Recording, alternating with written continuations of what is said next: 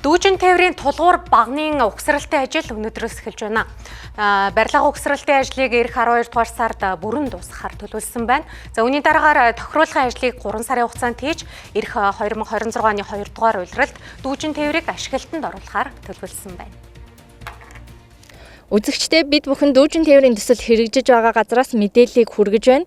Дүүжин тээврийн төсөл нь Яарамгийн арцтаас 1-р хорооллын хар хорин зах хүртэл үргэлжлэх бөгөөд нийт 19 тулгуур баг нь 2 буудлаас бүрдэх юм. Тэгвэл 19 тулгуур багны эхний ээлжийн 6 багныг суйрлуулах ажил эхлээд байна.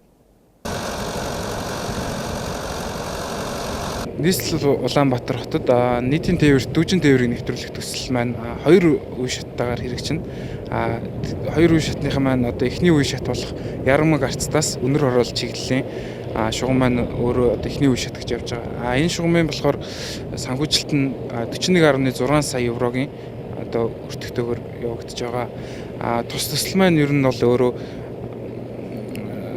Францын одоо түлхүүр гардуулах нөхцөлтэйгээр Франц одоо дэлхийд номер 1 2 гэж яригддаг тийм туршлагатай дэлхийд маш одоо олон шугам барьсан тийм компани орж ирж байгаа.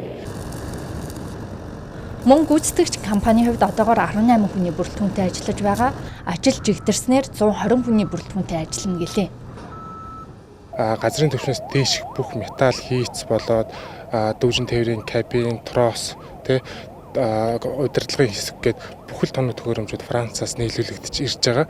Энэ нь болохоор 4 сарын сүүлээс ирнэ. Дүүжин тээвэр оргил цагийн ачааллын үед 2320 хүн тээвэрлэх хүчин чадалтай. Мөн тус бүр 10 хүний багтаамжтай нийт 98 кабинаас бүрднэ. Яарамгийн арцтаас өнөр хороол буюу хар хорин захын чиглэлд зорчигчдыг 11 минутанд хүргэх юм а.